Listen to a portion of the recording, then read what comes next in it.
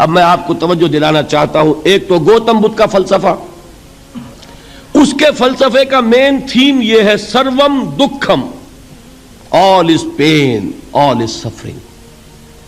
اور اس نے جو بھی اپنی محنت کی یہ تو اللہ ہی بہتر جانتا ہے کہ اسے بعد میں ملا کیا اور کیا نہیں ملا.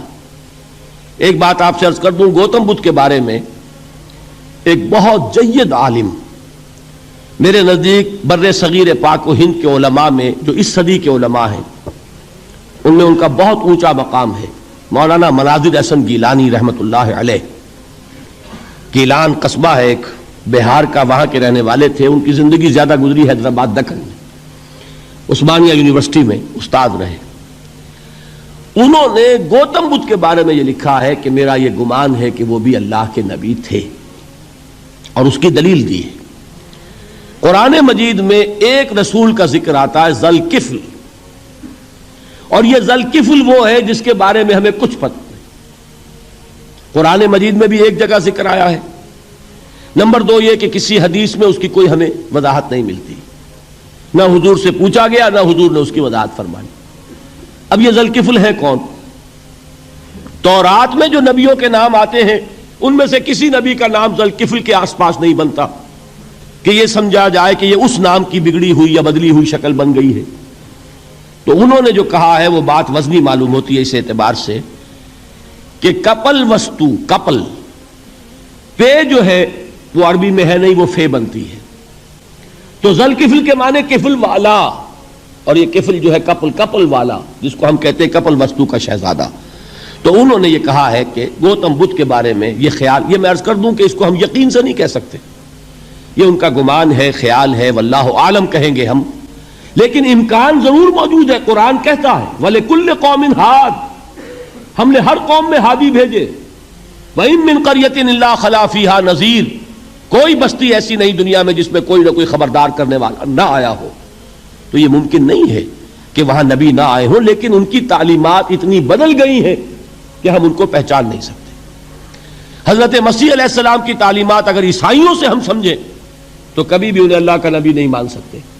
یہ تو قرآن مجید نے آ کر حضرت مسیح علیہ السلام کی اصل حقیقت ہمیں بتائی، ورنہ تو خدا کا بیٹا ثالث و ثلاثہ ان کو کیسے ہم مانتے؟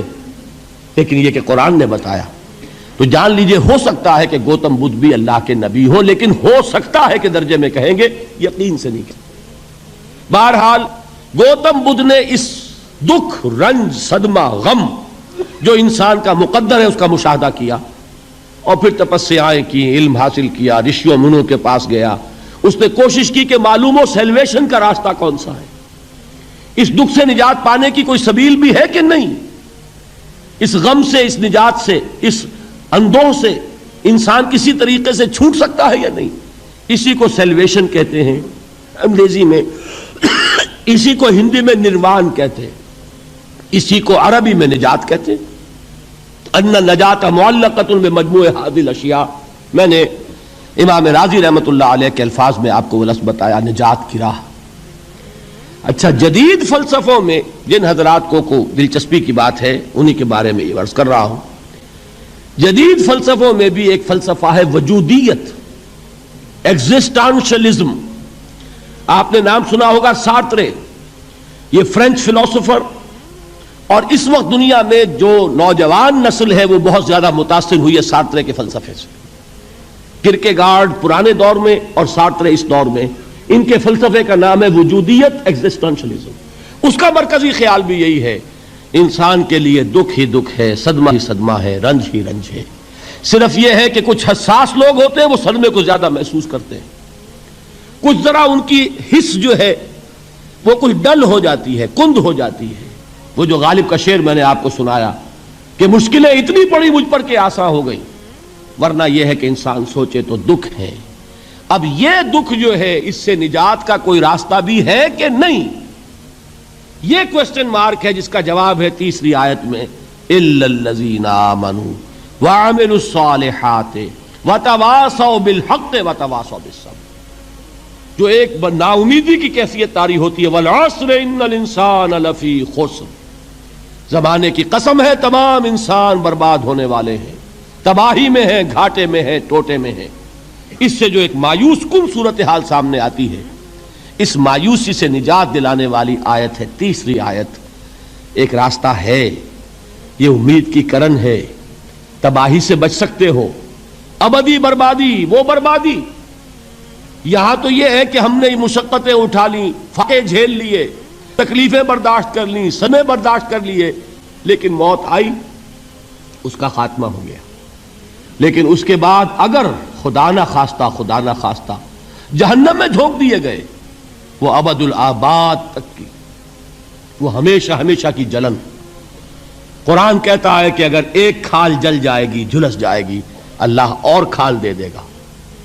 دیکھیے یہ بھی جدید دور میں آپ کو معلوم ہوگا، بورس بکائی نے جو کتاب لکھی ہے، دی فرینچ سرجن، اس نے ثابت کیا ہے کہ قرآن مجید نے جتنے نیچرل فینومینا کا حوالہ دیا ہے وہ بالکل سائنس کے مطابق ہے۔ آج ہمیں یہ معلوم ہے کہ حس جو ہے وہ صرف کھال میں ہوتی ہے، کھال حساس ہوتی ہے، کھال اتر جائے نیچے جو ہے گوشت جلے گا، آپ کو تکلیف نہیں ہوگی۔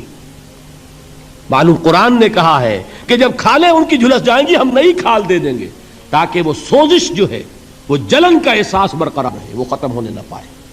حالانکہ اس کی ضرورت نہیں ہے، اگر اندر کا گوشت بھی حس والا ہوتا تو پھر کھال دوبارہ عطا کرنے کی ضرورت نہیں ہے، گوشت جلے گا، اس سے بھی جلن کا اور سوزش کا احساس ہو جائے گا۔ لیکن قرآن کہتا ہے کہ نہیں، کلما نضجت جلودہم بدلنا لہم جلودا غیرہا، جب ان کی کھالیں جھلس جائیں گی، جل جائیں گی، ہم ان کی کھالیں بدل دیں گے تاکہ وہ سوزش برقرار رہے۔ ثم لا يموت فیہا ولا یحیا، پھر نہ وہ اس میں جی سکے گا نہ مر سکے گا، نہ زندوں میں ہوگا نہ مردوں میں ہوگا۔